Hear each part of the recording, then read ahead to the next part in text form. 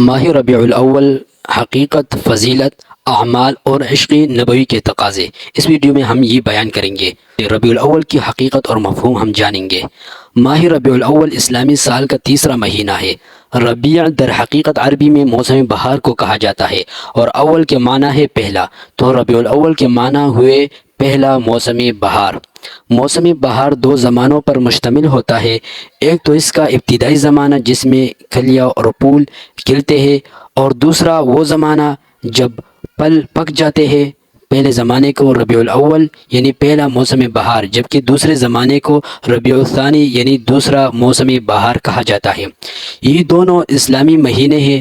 بعض حضرات کا کہنا ہے کہ جب ان دو مہینوں کے یہ نام رکھے جا رہے تھے تو اس وقت بہار کے یہی موسم تھے، اور اب چونکہ نام رکھ دیے گئے ہیں اس لیے یہ مہینے چاہے موسم بہار میں آئے یا اس کے علاوہ کسی اور موسم میں ان کے یہی نام ہوں گے۔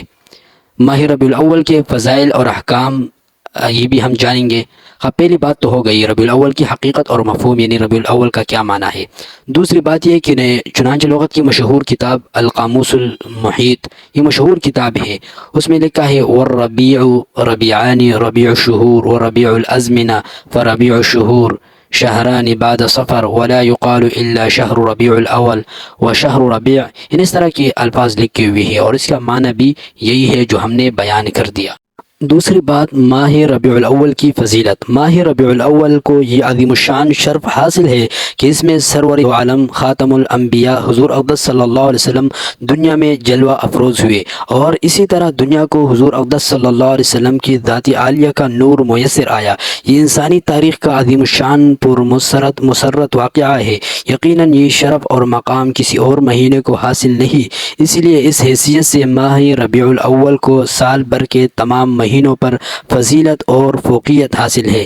اس ماہ مبارک کے لیے یہی عظیم الشان فضیلت اور مقام کافی ہے۔ البتہ یہ بات واضح رہنی چاہیے کہ اس مہینے سے متعلق کوئی اور اضافی فضیلت قرآن و سنت سے کہیں ثابت نہیں ہے۔ تیسری بات ماہ ربیع الاول کے اعمال، یعنی کیا اعمال کرنا چاہیے۔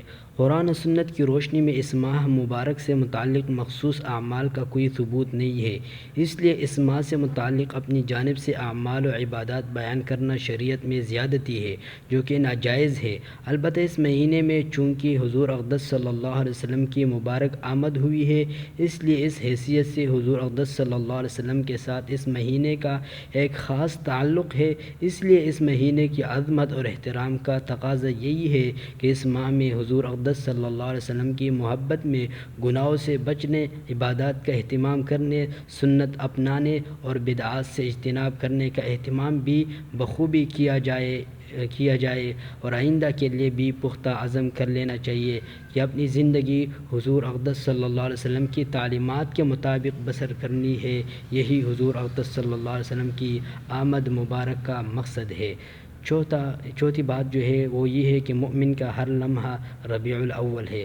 بہت سے مسلمانوں کا یہ حال ہے کہ جب ربیع الاول آتا ہے تو اٹھے حضور اقدس صلی اللہ علیہ وسلم کی محبت اور عشق یاد آ جاتا ہے، سیرت کے جلسے یاد آ جاتے ہیں، درود شریف کے اہتمام کا شوق ابھر آ جاتا ہے، حتیٰ کہ حضور اقدس صلی اللہ علیہ وسلم کی محبت اور عشق کے اظہار کے نئے نمونے دیکھنے کو ملتے ہیں۔ ذرا سمجھے کہ حضور اقدس صلی اللہ علیہ وسلم کے ساتھ محبت اور اس کے ساتھ عشق اور اس پر درود پڑھنا، یہ مسلمان کو چاہیے کہ وہ پورا سال اس پر درود پڑھے، اس کی سنتوں پر عمل کرے، صرف اس کو ربیع الاول کے ساتھ خاص نہ کرے۔ آپ دیکھتے رہے ان لوگوں کو، یہ صرف ربیع الاول میں یہی اعمال کرتے ہیں، پھر یہ جمعہ خان بن جاتے ہیں، بعض جو عید خان بن جاتے ہیں اس میں۔